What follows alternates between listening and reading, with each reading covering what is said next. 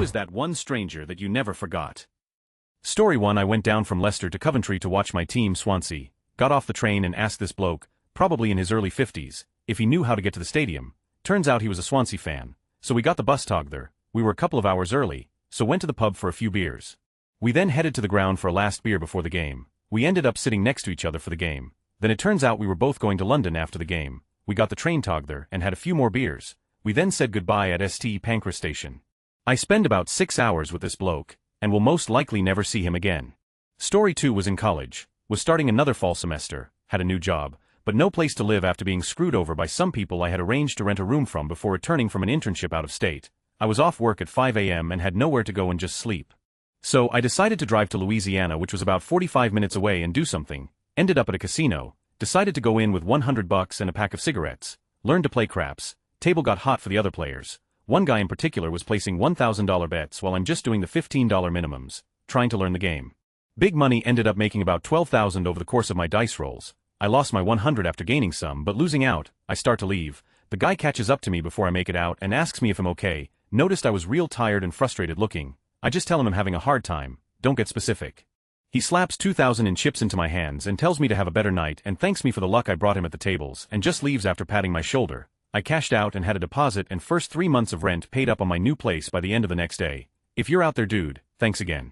You were my hero that day, that year. I just hope I can do something like that for someone one day. Edit. While this blew up, I'm glad my little story that I started to realize happened nearly 8 years ago. Time flies has interested so many. Since so many have commented and sort of asked, I lived in Beaumont, Texas at the time, worked in Winnie, Texas at a new concert rodeo arena that had just opened a couple of weeks before, and had been playing craps in Lake Charles. I was in the process of saving money from work for a place. Please, if you are ever in a position to do something good for another person, don't hesitate.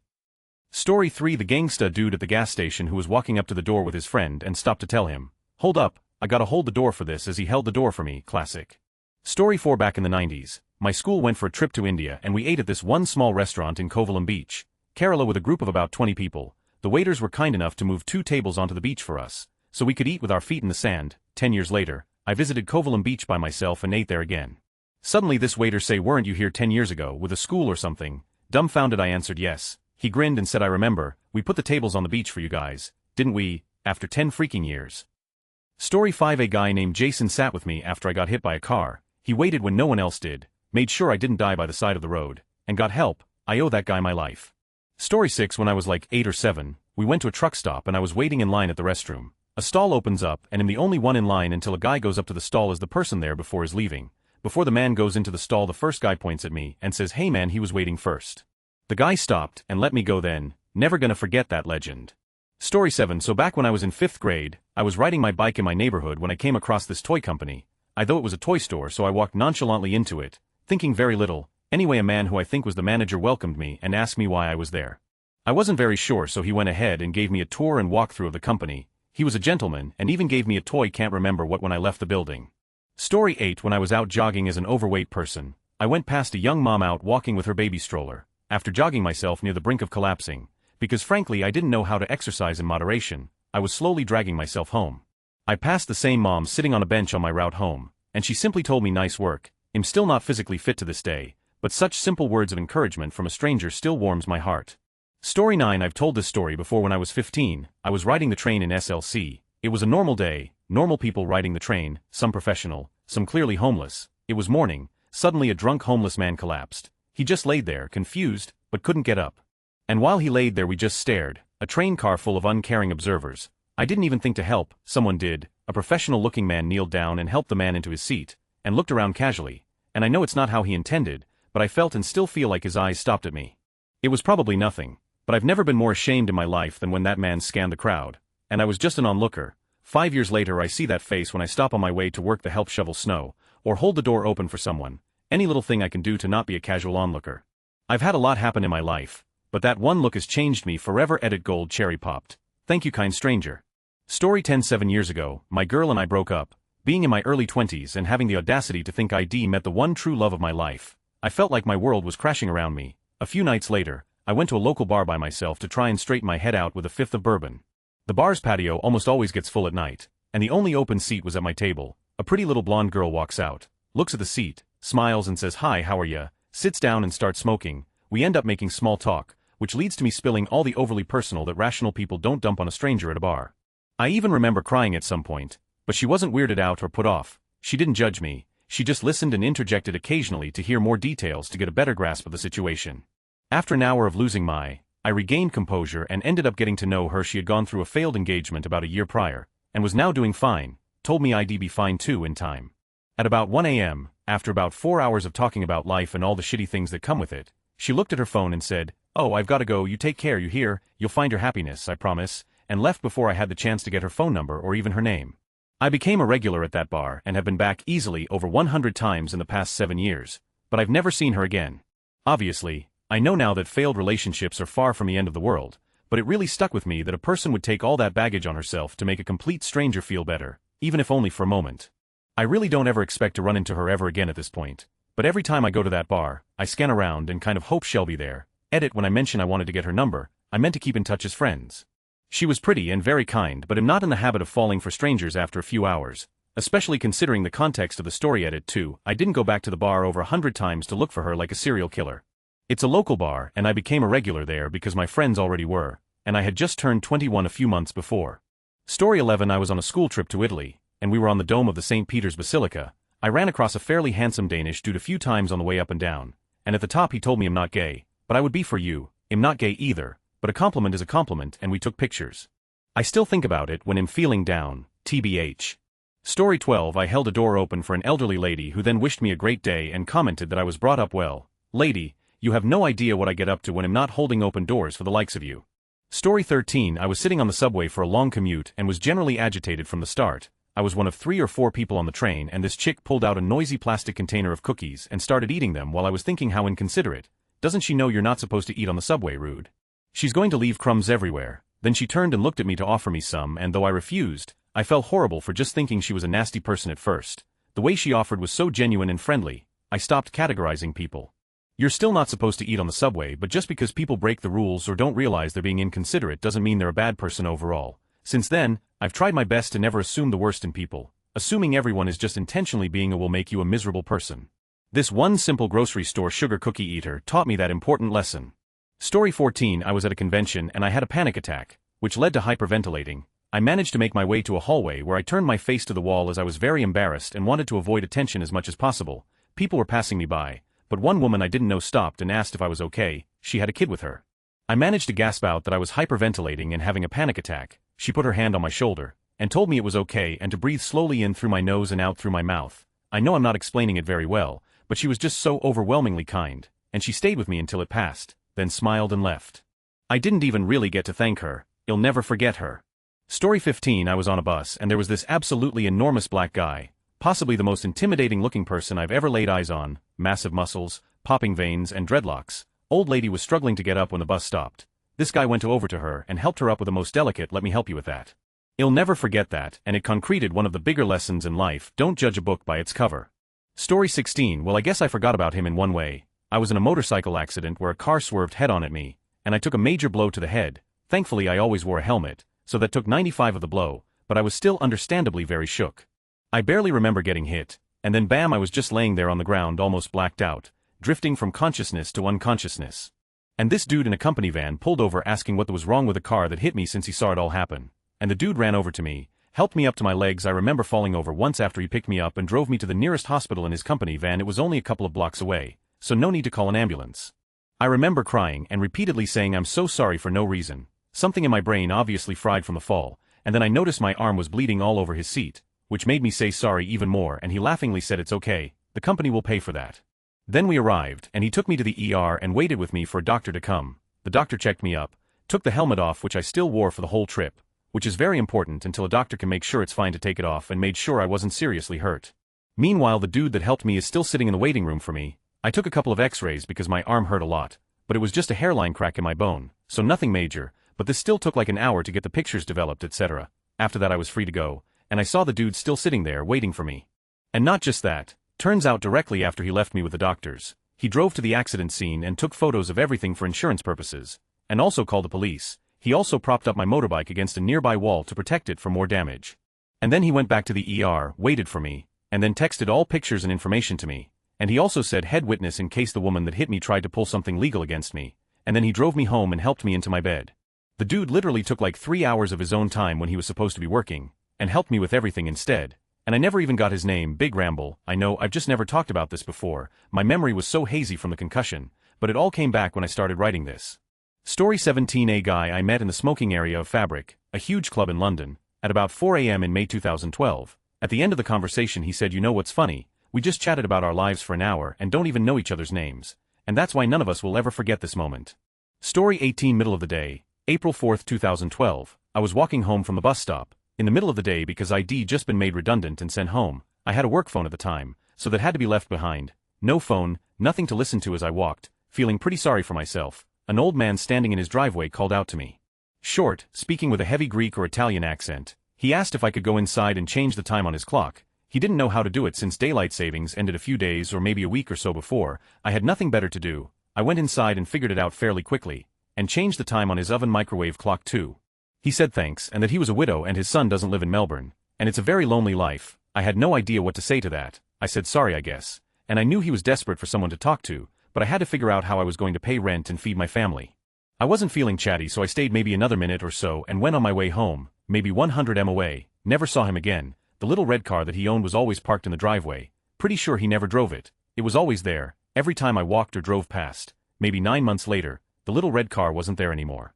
Another month after that the house was up for sale. Now there are 2 different cars parked in that driveway.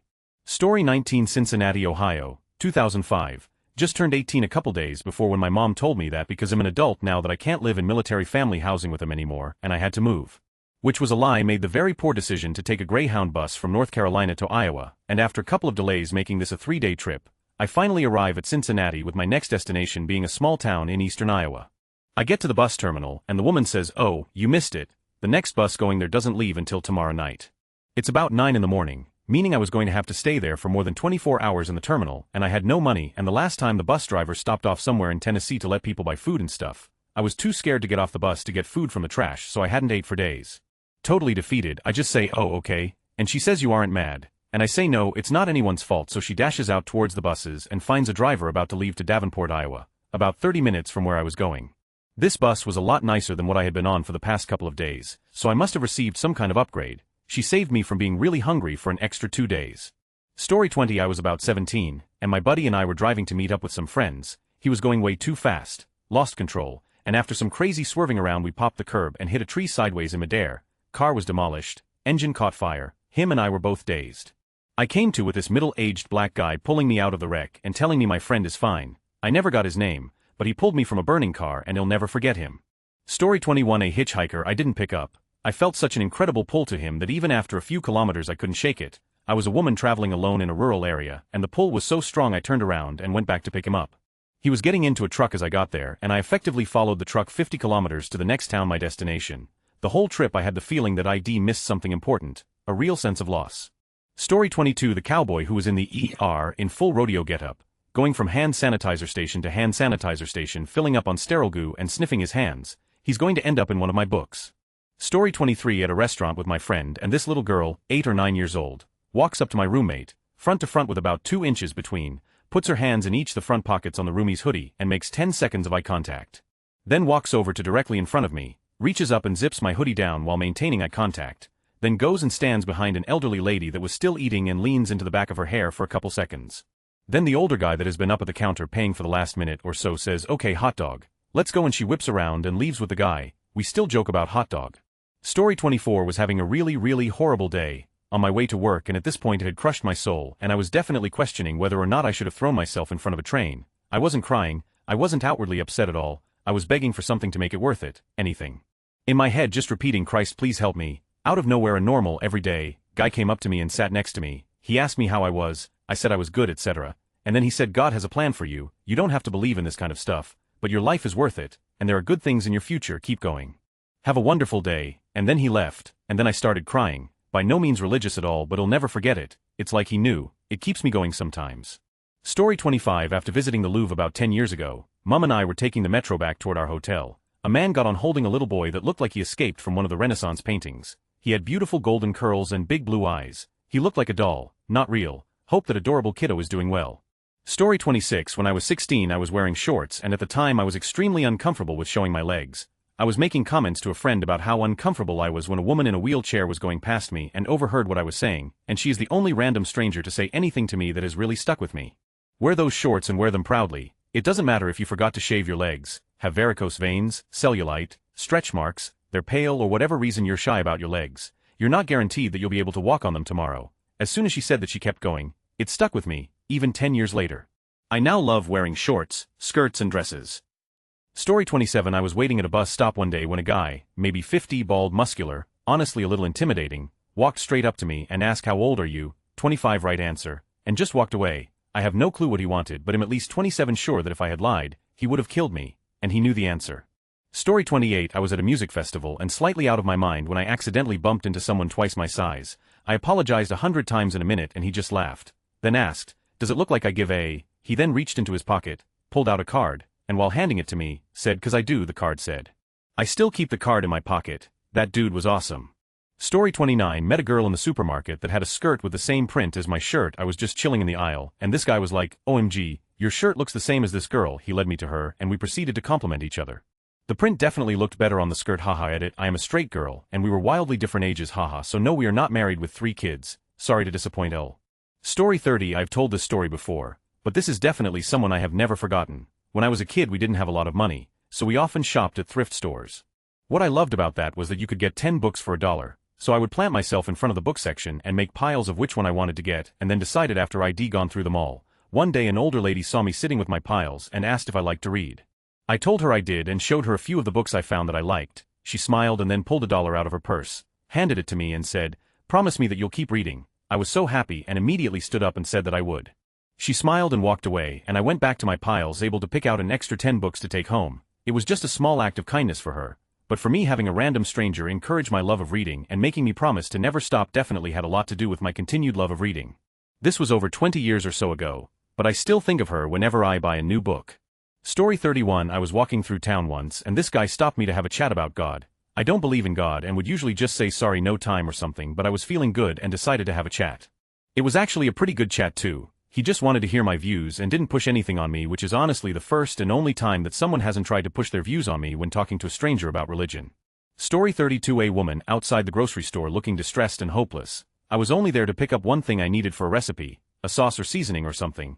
It's been a while. She was standing outside, groceries in hand, desperately trying to ask people for help.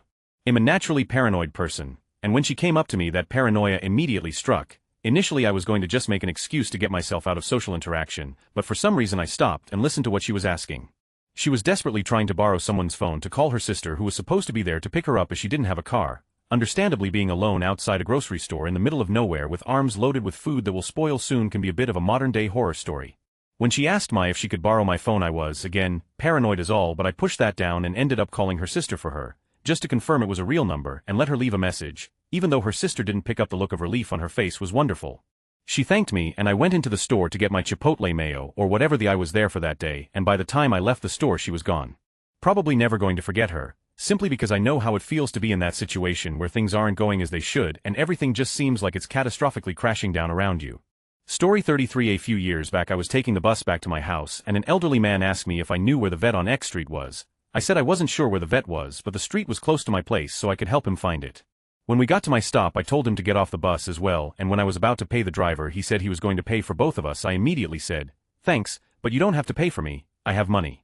He just looked at me with a straight face and said, "Of course you have money, otherwise what would you be doing in the bus?" I'll never forget the feeling of getting owned by an elderly man on the bus. Side note, after we got off the bus, I helped him find the vet and he said he was doing the path he was going to do tomorrow with his nephew, grandson and dog, because he didn't want to get lost. That's a good grandpa. Story 34. I was doing a PT for highway patrol. Some old guy who was waiting for a buddy to get to the finish line saw me struggling. I was sick the whole week before and didn't know I was having withdrawals from prednisone. I wasn't tapered off. I was in bad shape but refused to stop. As I ugly ran by him, he hopped the fence and started jogging next to me. He was saying, "Come on, let's do this, you can do this, just keep up with me, you're almost there." That gave me an umph the last 40 yards and I somehow got the energy to sprint to the finish. It was like a dad teaching his daughter to ride a bike. Once he saw me go, he backed off and let me finish. I was 10 seconds over and couldn't move on to the hiring process for this recruitment. I wanted to thank him for helping me, but he was already gone. Story 35. I was sitting on a low wall in downtown Toronto reading a book with my backpack on the ground in front of me. A man walks by and trips over my bag. Kicking it forward a foot or so, he gathers himself, turns to me, and immediately starts apologizing for kicking my bag. At the same time, I apologize for leaving it somewhere it could be tripped over. We both say sorry 3 or 4 times each, pause, and laugh. He goes on his way. I keep reading my book, and I never forget the Great Canadian Sorry Fight. Story 36. Once when tripping on mushrooms, I walked through a cemetery and meet a guy who told me he was a ghost. I still don't know if he was a real ghost or even a real person, but I'll never forget. Story 37. This might get buried in this post, but the one I'll always remember is this tiny old Scottish lady. One night I live in the south end of Scotland, but my family is English. I get a phone call telling me to get back now cause my mum could die any second. I rush to the station and jump on the first train, bawling my eyes out. Everyone does me the courtesy of politely pretending that I'm not openly sobbing, besides this one tiny old lady who plunks down right next to me, hands me a bag of Maltesers aka little chocolates and goes, "What's up, chick?" And I just break down crying on this random old woman's shoulder while she pulls more and more chocolate out of some magical part of her coat, and by the time we get to her stop she gives me a hug and goes, "Ah." It all works out in the end, even if it feels like it's going to at first and wandered off. Edit. Thank you for whoever sent me gold. I'm new to Reddit so I know that's a good thing. I'm currently spending the day clearing out my mum's house cause I just sort of abandoned it after she died, and knowing that strangers on the internet can be so nice makes me feel very nice and warm inside. Happy New Year everyone. Story 38. The young woman with disturbingly tiny hands. Sitting outside of a club in downtown Portland, Oregon, about 15 years ago, she aggressively hit on me for a few minutes. I'm also a woman until I awkwardly blurted out that I wasn't interested, at which point she called me a baby machine and left. Good times. Story 39. Saw a similar question with this answer once, and it stuck with me as something I do now. When I was 15 years old, I ran away from home because I was pissed off at my parents for a reason I can't remember. I didn't have much money, so I decided to hop onto the SkyTrain public transport train in British Columbia and ride it as far as it would go. I reached the end of the line in less than an hour, and decided I wanted to ride it all the way back again, while trying to formulate some kind of plan of how I wanted to live the rest of my life without my parents or anyone. At the last stop, or the first stop depending on your perspective of it, a girl came on and sat in the row right behind me. I didn't pay much attention to her at first, as I was busy writing my life plan on a napkin. It was a few minutes later that she got up and came sat next to me. Curious as to what I was writing, I told her the story, and after a few laughs we began talking about everything and anything. Her name was Amanda, 17 years old, and absolutely wonderful. She told me she was getting off at the last stop, which was also the first stop, depending on how you look at it. It was also the stop I had gotten on originally, and I told her we would ride to it together. The train ride took less than an hour, and what a wonderful hour indeed. When the last stop did come, we both knew we probably wouldn't see each other ever again. This was before the days of cell phones, and I was a shy little kid afraid to make moves. As we got to the end of the sidewalk, which split in 2 different directions, she went right and I went left. Before saying goodbye she turned to me and asked me a question that has become a wonderful part of my life. She asked me, "Tell me something you have done, or want to do, that you think I should do. It can be anything, as challenging as you want it to be, or as easy, as long as you give me the rest of my life to complete it. I promise I will do it." I was confused as to why, but I thought about it and told her, "Sing a song a cappella in a room full of strangers." She said perfect and asked me if I would like a challenge as well. I told her I did, and she told me read from start to finish, Ulysses by James Joyce. I had never heard of it at the time, but I agreed, and we said our goodbyes. I have an awful memory, and can't remember most conversations I have with most people, but I remember all of that clearly. You know why? Because of the challenge she gave me. In the 12 years that have passed since, I have tried to read that book in over 150 different sittings.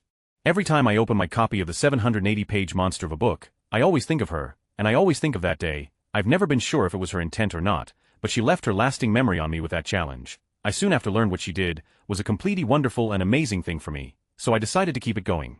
I've met a lot of strangers in my life, some that have become friends, and some, due to living in different time zones and whatnot, didn't. I don't want to just have experiences and then let them go. I want to remember these meetings, and embrace the fact that they happened.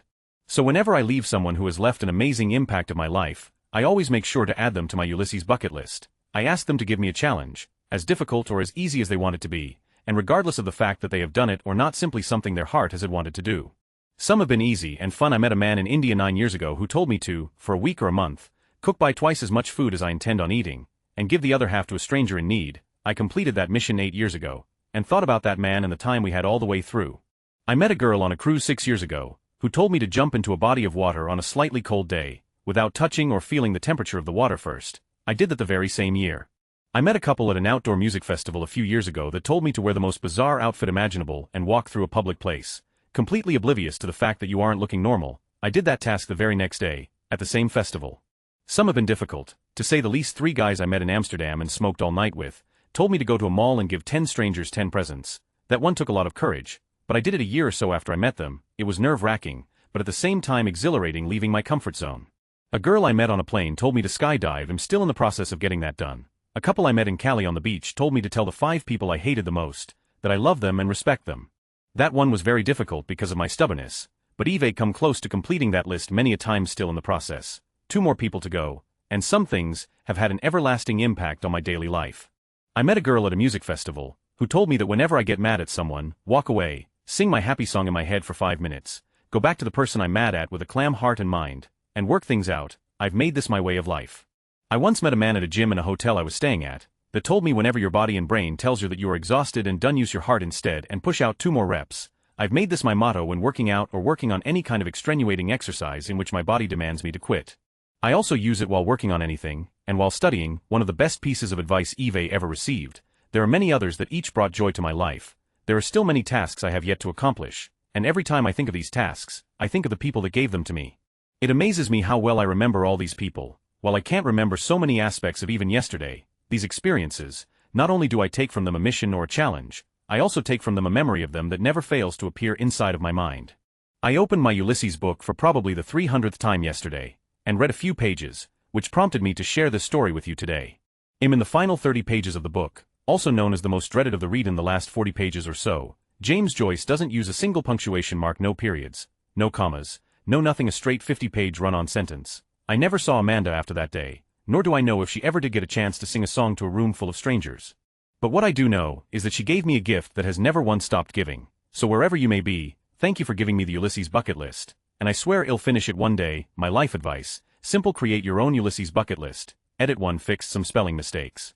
Going to leave clam as is, haha. Edit 2, Ulysses bucket list subreddit is now a thing. Edit 3, I'm trying to reply to all of your comments and give everyone who asks for their own challenge. Please bear with me. It'll get to you, I promise. Edit 4, Monday 5/19/2014 update. I'm kind of lacking words at the moment, and am in awe of the power of the universe. Writing this story was just to relive a moment in my life, and to share it with others and maybe help them in some sort of way, or just give an entertaining story to read. Never did I think there was the slightest chance I would actually get to talk to her again, but that's exactly what happened. Last night I found out that the Amanda that guy who ate knew was in fact the Amanda I met 14 years ago. Thank you, Reddit. From the bottom of my heart, I give to you the sincerest thank you I can possibly give. You gave me a chance to continue a life story that stopped writing 14 years ago. I will never forget this. I talk a little bit more about it here.